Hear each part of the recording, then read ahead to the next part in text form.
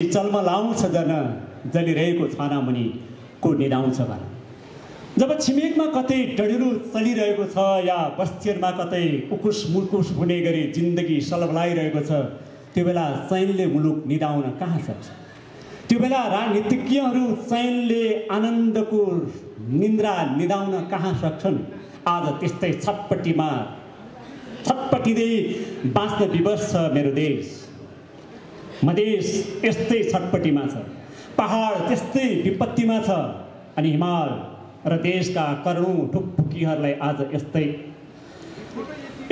विपत्तिले निरन्तर लखेड्दै अमेरिका पुगेकाहरू 1 करोड तिरेर फेरि बोरामा भविष्य बोकेर फर्किन बाध्य भएका छन्। यही अब अनुमान गर्नुहोस् देश कसरी चलेको छ। अब कल्पना गर्नुहोस् जनताको जीवनले झेलेको स्वास्थ्यको मात्राको गहिराई। मलाई लाग्छ त्यो सागरको पिँधभन्दा पनि अझ तलवाला डिल गरेर हेर्ने हो भने यही भावनालाई कलाकार साथीले प्रस्तुत गर्नुभयो। यसपटक हामी पश्चिम नेपालको यात्रामा थियौँ। दाङदेखि कञ्चनपुरको समतल भूमि, एक समयको उजाड र बन्जर जमिन जसलाई त्यहाँका थारूहरूले चौधरीहरूले जोते, पसिना पोखे, उर्वर बनाएर हराभरा पनि पारे उनीहरूले। तर आज हामी त्यहाँको यात्रामा पुग्दा पायौँ थारूहरूको हातमा छैन त्यहाँको जमिनको स्वामित्व। कहीँ मालिक डेरा डालेर बसेको छ उनीहरूको खुसीमाथि। पीडाको आँसु पिएर बाँच्न विवश छन् थारूहरू। र यस्तै भावनालाई हामीले कार्यक्रमको भेटमा प्रस्तुत गर्न चाहेका छौँ। बननमै बडा बडा महल, बैठक बेरु त उही टुटल झुपडी। पसिना जति पोखे पनि मेरो जीवनमा छाएको यो दुःखको दिन कहिले जाला। यस्तै अत्यास लाग्दो उकुस मुकुसको अनुभूति थारू समुदायको जीवनमा जो हामीले देख्यौँ त्यो भावनालाई कलाकार साथीहरू अबको यो पश्चिम नेपालको लोकप्रिय थारू समुदायको नृत्यबाट प्रस्तुत गर्दै हुनुहुन्छ। बाँकी हाम्रो प्रस्तुतिबाट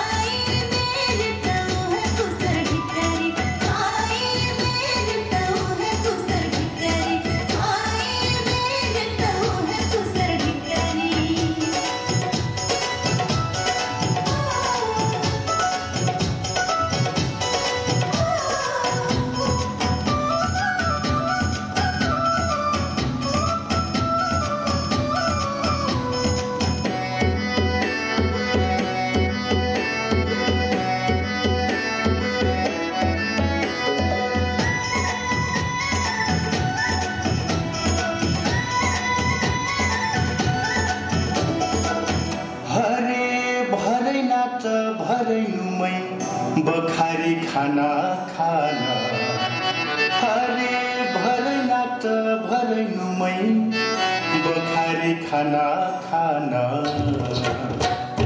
आपन घर चली सुनसान